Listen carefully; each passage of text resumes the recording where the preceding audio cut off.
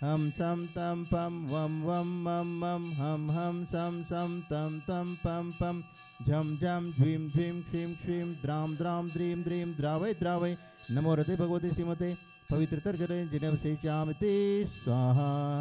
तीर्थोत्तम भवे नीरे क्षीरवारिधि रूपके तप्यामि सुजन्माप्ताञ्जिनान् सर्वार्थसिद्धिदान् ओम ह्रीं श्री वृषभादि वीरांतांजलेन स्नपयामीति स्वाहा ओम ह्रीं श्री वृषभादि वीरांतांजलेन स्नपयामीति स्वाहा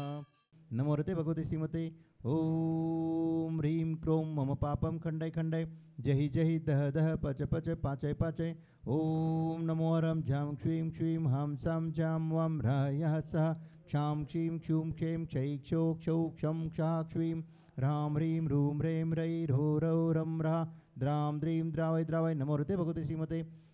ठठ आज के पुण्यार्जक परिवार है कार्तिक जी, रमेश्वर जी सावरकर वर्धा निवासी, मुकेश जी, सक्षम जी, रजनी जी जैन देवली वर्धा निवासी, राजेंद्र जी एलवटकर, शीला जी एलवटकर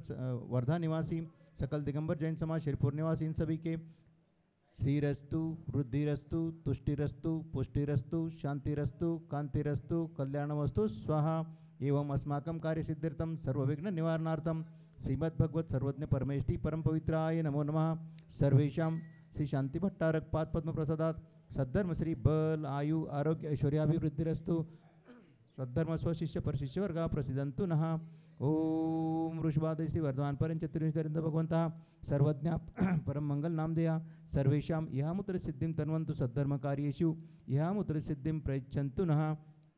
ओम नमो रते भगवते श्रीमद् पार्श्व तीर्थंकराय श्रीमद् रत्नत्रय रूपाय दिव्य तेजमूर्तिये प्रभामंडल मंडिताय द्वादश गण सहिताय अनंत चतुष्टय सहिताय समोशरण केवल ज्ञान लक्ष्मी शोभिताय अष्टादश दोष रहिताय षट्चत्वारिंशत् गुण संयुक्ताय परमेष्टि पवित्राय सम्यक ज्ञानाय स्वयंभुवे सिद्धाय बुद्धाय परमात्मा आत्म हित हेतु विराग ज्ञान ते लखें आपको कष्टदान।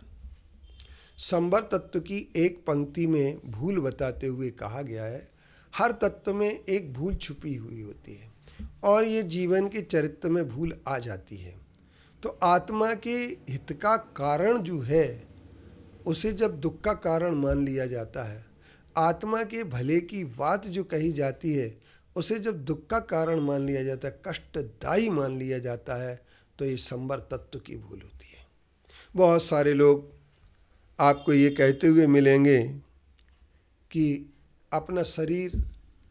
को कष्ट नहीं देना चाहिए, क्योंकि वो कहते हैं तब करेंगे तो शरीर को कष्ट होगा, इसलिए शरीर को कष्ट नहीं देना चाहिए। लेकिन उन लोगों को लिए अभी जैन फिलॉसफी का ही ज्ञान नहीं है, क्योंकि जो आत्मा चेतन है और शरीर अचेतन है, पहले जिसके लिए ये भूल समझ में आ जाती है या भूल ये जिसके लिए समझ में आ जाए वही समझदार कहलाता है। इसलिए क्या होता है कि भूल किसकी है, तो जब शरीर अचेतन है तो अचेतन में सुख और दुख दोनों नहीं होते हैं और चेतन में सुख और दुख दोनों होते हैं।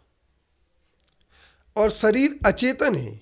इसलिए जब उसमें सुख नहीं हो सकता है तो दुख भी नहीं हो सकता है। तो दुख और सुख चेतन में होते हैं, इसलिए तप करने से शरीर को कभी भी दुख नहीं होता है।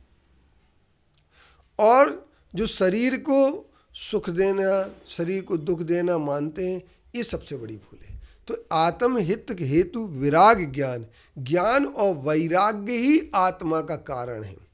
लेकिन इस ज्ञान और वैराग्य के लिए लोग दुख का कारण कष्टदायी ते लखें आपको कष्टदान।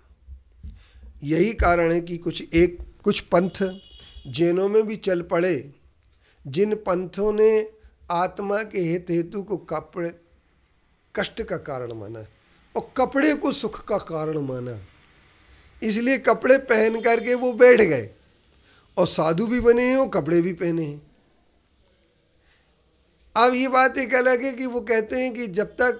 हमारे लिए 14 उपकरण नहीं होंगे, मच्छरदानी भी लगाएंगे, चप्पल भी पहनेंगे, गाड़ी पर भी चलेंगे, ये सब करते हैं कपड़ा पहन करके, तो एक बात उनसे पूछी जाती है कि संवर के कारण क्या ये आत्मा के हित के कारण है? तो ये आत्मा के हित के कारण नहीं है। इसलिए दिगंबर साधु हमेशा नग्न होकर के साधना करता है, मच्छर भी काटते हैं, मक्खियाँ भी काटती हैं और पूरे परिसरों 22 परिसरों को सहन कर सकता है। जिसने कपड़े ओढ़ लिए हों वो 22 परिसर सहन नहीं कर सकता है। और परिसर जब तक सहन नहीं करते तब तक मार्गच्युन्नरार्थम परिसोडव्य परिसहाय। ये सूत्र जो है ना, तत्वा सूत्र श्वेतांबर भी मानते हैं, दिगंबर भी मानते हैं, स्थानकवासी भी मानते हैं, तेरापंथी भी मानते हैं। सारे लोग तत्वा सूत्र को पहले मानते हैं और तत्वा सूत्र में यही लिखा है कि मार्गच्युन्नरार्थम परिसोडव्य परिसहा।